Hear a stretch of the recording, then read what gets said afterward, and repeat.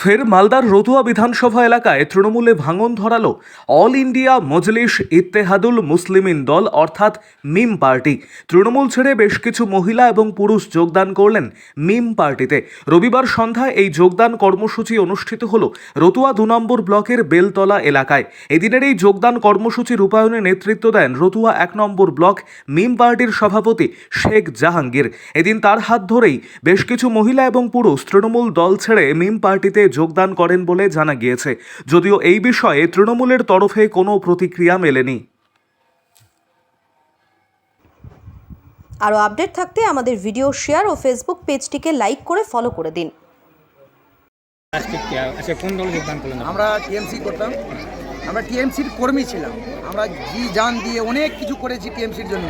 TMC আমাদেরকে কিচ্ছু করে দেয়নি, যা হতো কি আমরা মার দাঙ্গা অনেক কিছু করেছি, মানে করেও কিছু পাচ্ছি না। আমরা এখন সব ভাবনা চিন্তা করে আমরা মিম পার্টিকে যোগদান দিলাম। আমরা মোটা প্রায় 300-400 জন হবে।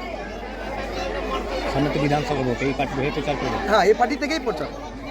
কি মনে হচ্ছে এই পার্টি থেকে সাধারণ মানুষের যে কাজগুলো এগুলো করতে পারবে? হ্যাঁ, পারবে করতে। নাসিরুদ্দিন ওবেসি স্যার আছে, ওই ভালো কাজ করে, পার্লামেন্টে ভালো কাজ করে। আমরা সবাই কিছু জানতাম না, ওয়াকফ বোর্ডের জানতাম না, তোমার কিছু জানতাম না। এখন আমরা সব কিছু জানতে পেরেছি। ওবেসি স্যার আমাকে আমাদের চোখ খুলে দিয়েছে। টিএমসি তো আমাদের চোখে পর্দা দিয়ে দিয়েছিল, আমাদেরকে গরুর মতন খাটাতো, খাটিয়ে কোনো লাভ দেয়নি। আমরা এই জন্যে আমরা নিম পার্টিকে যোগদান দিলাম। তোমার নাম? আমার নাম শেখ সুজিবার, বাড়ি পুকুরিয়া বেলতলি। দাদা কোথায় এসছেন? কি আমি এসেছি রতুয়া বিধানসভার অন্তর্গত, এখানে পরে আপনার রতুয়া বিধানসভা পড়ে, রতুয়া 1 ব্লক, 2 ব্লক, রতুয়া 2 আছে। কি হলো আজকে এখানে? আজকে এখানে জয়নিং প্রোগ্রাম ছিল, প্রায় আনকাউন্টেবল বলা যেতে পারে, 1000-এরও বেশি হবে। যার কারণে আমি বললাম আনকাউন্টেবল, গণনার বহির্ভূত। আমাদের জয়নিং খুব সফল জয়নিং হলো এটা রতুয়ার মাঠে। যারা যোগদান করলো তাদের কি বার্তা দিবেন? সামনে তো বিধানসভা ভোট। সামনে বিধানসভা ভোট, আমরা বার্তা দিলাম দুর্নীতিযুক্ত সমাজ গড়ার। আমরা এটাই মূল হাতিয়ার আমাদের, যা দুর্নীতিতে ভরেছে এই শাসক দলের আওতায় এসে আমাদের, তাতে দুর্নীতিমুক্ত সমাজ ছাড়া আমরা প্রায় অচল। সেই পরিপ্রেক্ষিতে এসে আমাদেরকে দুর্নীতিমুক্ত করতেই হবে, যে করে নেওয়া হোক।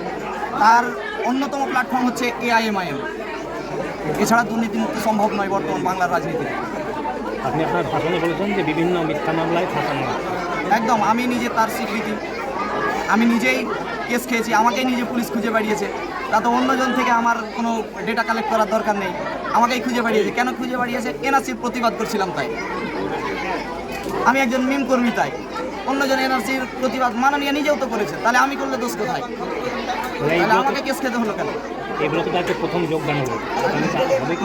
একদম, আমাদের দিন দিন কাজ চলছে। জাহাঙ্গীরদার অনুপ্রেরণায় আমরা এই চলছি, অঞ্চল অঞ্চল কাজ চলছে।